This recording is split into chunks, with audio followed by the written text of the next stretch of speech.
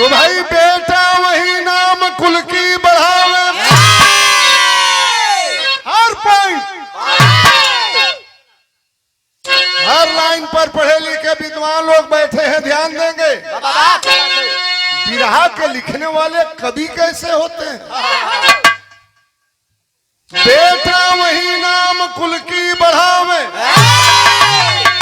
गीता वही कर्म जोगी बनाती,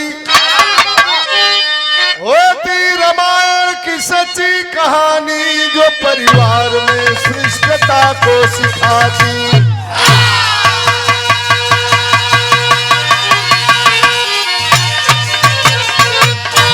औरत वही जो पति को मह समझे, भगनी वही भ्राति पर सब लुटाती, इच्छा वही जो कभी ना हुई हो, प्रतिज्ञा वही कभी तो न जाती।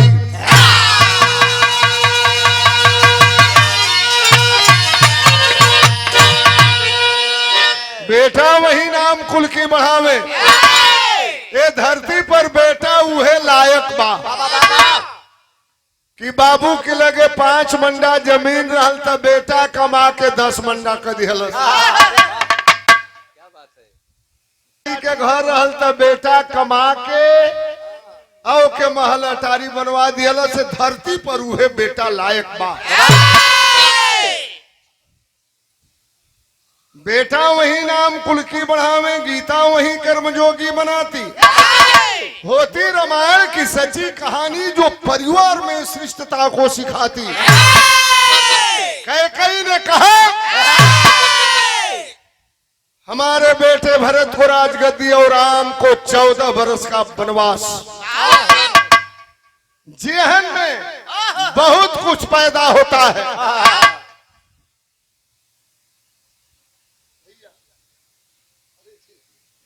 कहा पढ़े लिखे लोग बैठे हैं, 14 बरस को वनवास। अच्छा हम ये हमारे दिल दिमाग के सोच बा। भगवान राम कहले रहते कि हम वन में ना जाई, बरियाई से उठेल के तो भेजती ना, लेकिन एक आदर्श बेटे की भूमिका निभाया। चले गए जंगल में। औरत वही जो पति को महे समझे।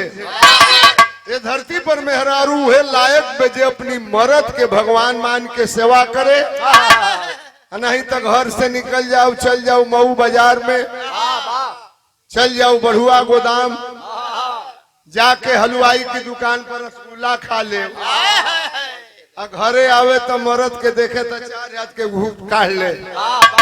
ऐसनो मेहरारू धरती पर न होके के चाहिए। इच्छा वही जो कभी ना हुई हो, प्रतिज्ञा वही कभी तोड़ी न जाती।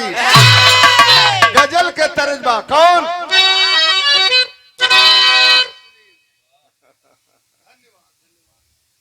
और ये 500 रुपया और सुंदर माला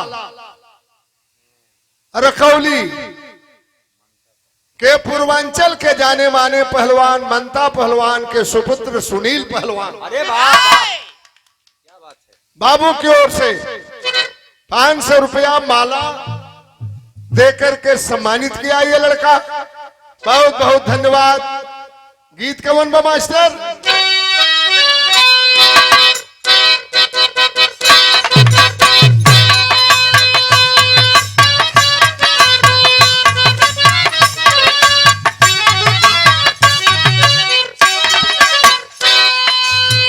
स्वर्गीय निर्मल यादव जी के भतीजा पप्पू यादव को शीशे के हैं दरवाजे, अरे शीशे के हैं दरवाजे, पत्थर के मकानों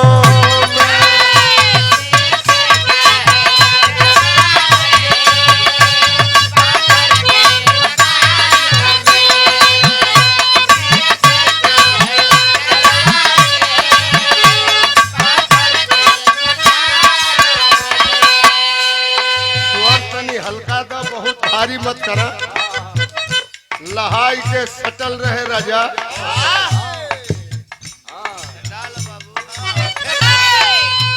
अरे सायक भी, सायक मने होला घुड़सवार, घोड़ा हाके वाला के साहित्यिक भाषा में सायक भी कहा जाता है। कबो कबो ऐसनो हो जाला, ये कोटेशन की बात है। सायक भी सबलहारे अब पागल तुरंगों से।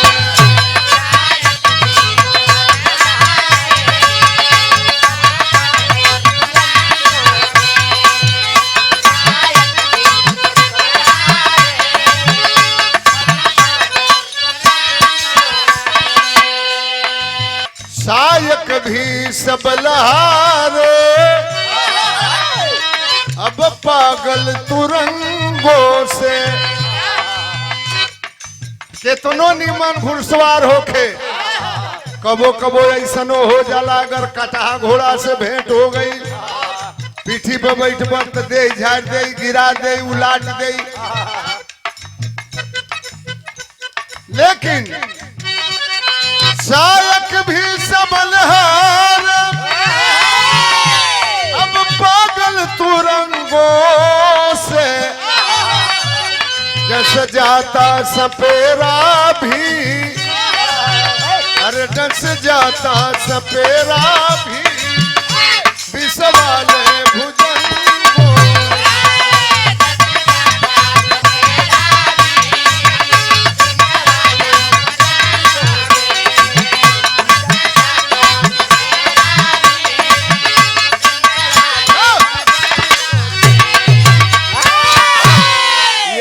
कहानी की शुरुआत करने जा रहा हूँ। शंतनु चले आज बन के शिकारी, चल दिए शिकार खेलने के लिए। शंतनु चले आज बन के शिकारी, राजा रहे पर बने धनुहाधारी।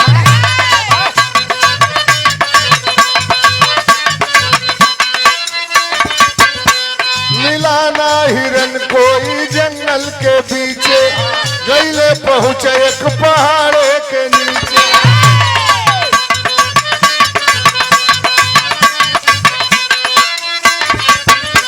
औरत की महक तब उनको है आई, पागल हुए गईले सुधिया भुलाई।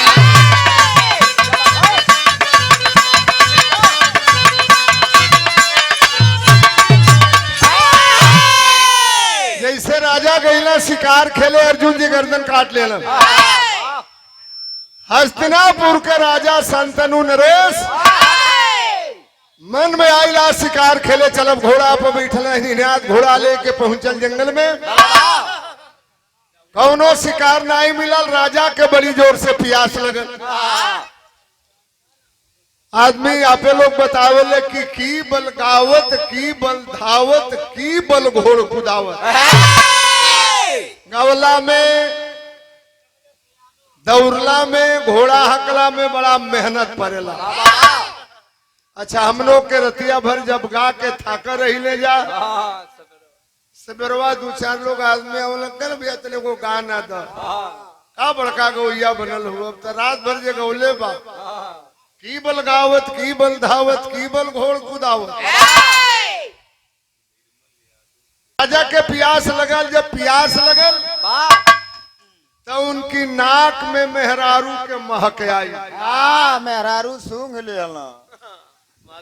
राजा के प्यास लगल, गईले वही नदी के किनारे। जब नदी के किनारे गईले तो राजा वहां के सीन का देखल, तरज बदल गई। ये बढ़ा दो।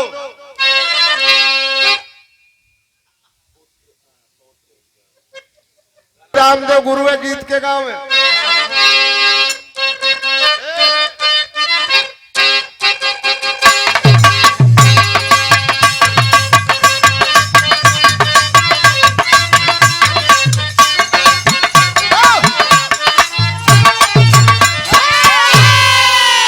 अरे सरनिया वाले का डेरा, अरे बताई दूर छुटकी नाना जी।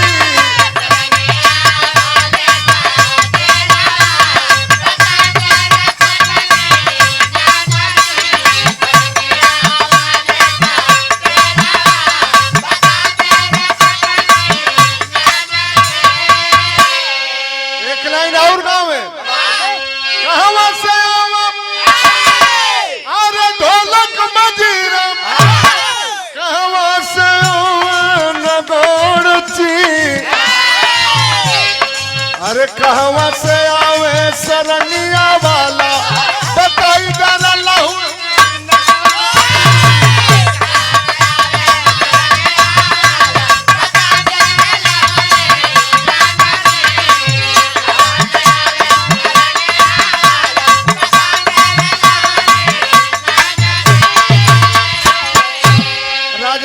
नदी के किनारे प्यास लगल बा सवनवा की घेरे बदरिया अरे गुजरिया खोजे राजनवा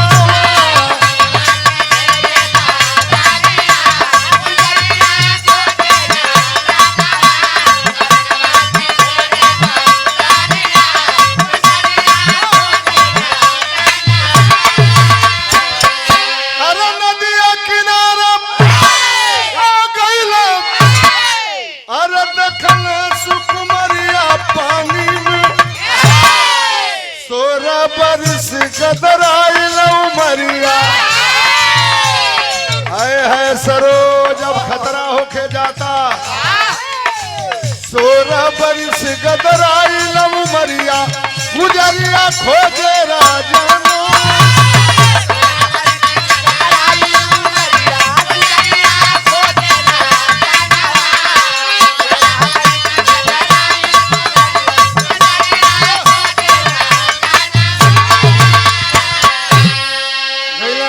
किनारे खड़ा भइला घोड़ा से उतरना वही नदी के किनारे नैया पर बैठ के 16-17 बरिस के वो मल्लाह के लड़की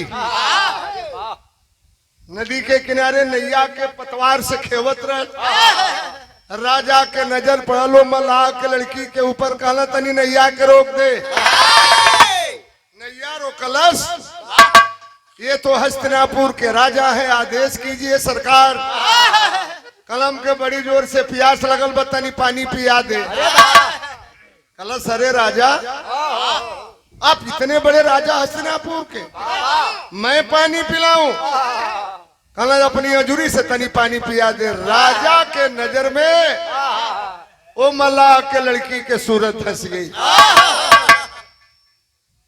पानी पियोलस कलश तनी नैया पर बैठा के झिझरी खिला दे कलश राजा है वहाँ झिझरी खिलाई तो खेवा में कुछ देवे करी है नैया पर बैठौले बे राजा के नदी में नैया के घुमावे लगल राजा जब ओकर खूबसूरती देखल तो ओकरे शरीर के मालियत लगावे लगल जैसे चकबंदी होला चकबंदी वाला खेत के मालियत लगावे लगल 2 आना 4 आना 8 आना गोड़ा खेत के 16 आना वही तरह राजाओं के शरीर के सुंदरता के वर्णन करे लगलन तरज कौन बा मास्टर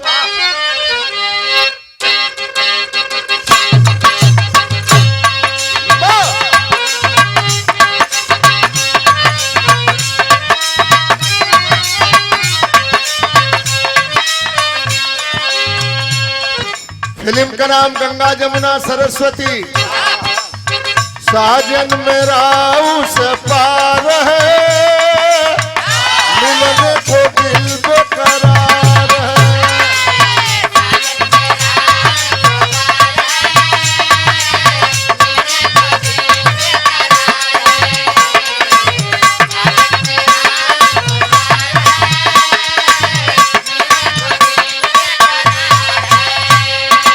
राजा जब ओकर खूबसूरती देखला कहे लगला सरोज नैना शराबी तलवार बा हथिया पलट कर दुई अनार बा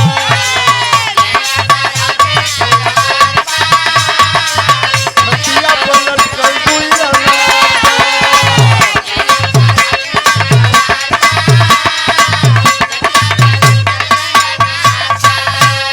अरे देखी कर के बुढ़वा दीवाना है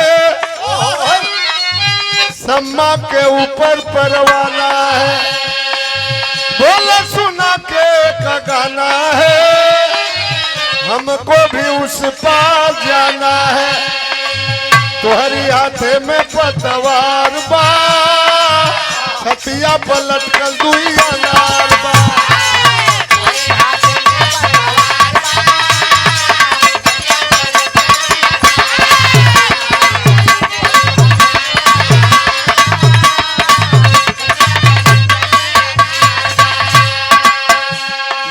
धारा में वो मलाह के लड़की लेके गई, कहना तनी वो पार ले चल। वो पार ले गई, बलुआ रेता पर बैठ के राजा खरबूजा खैलम। उनकी करेजा में कई हजार कीड़ा काटत हुवन की के तरह से हम बतियाई। अलग एक बार तनी और बीच धारा में लेके चल। मलाह के लड़की राजा के बीच धारा में लेके पहुंचल बे। अरे नदिया के बीच चले आए हैं,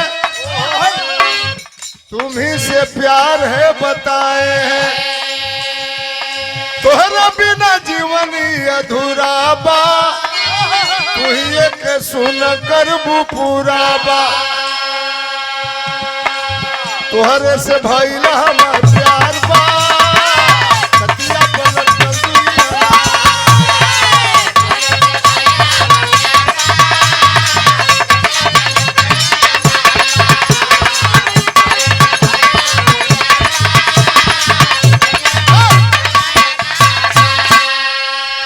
बीच धारा में लेके गए राजा, कहला तनी नैया के रोक। नैया के रोकलस कि हमार एगो सवाल बा तोरा से। कलश अरे राजा हस्तिनापुर के राजा है, एक नहीं 1000 सवाल कीजिए। कहला कि पता ना हमार। लजाते लजाते राजा कहला घोरिया के बतिया, पता ना कैसे हमार तोरा से प्यार हो गई बा।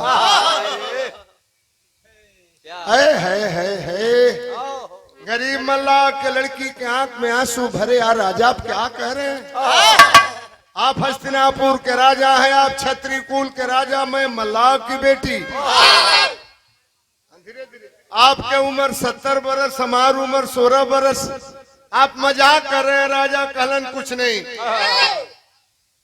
हमार मन बा हमसे बियाह कर लेते, और ना बियाह करबे तो नदी में कूद के जान दे दे। ऐसनो बकलंड राजा रहला वो जमाने में। बरियाई से बियाह होला, लेकिन राजा की नजर में वो मल्लाह के बेटी के सूरत रग रग में धस गई रहल। ई प्यार के रोग है।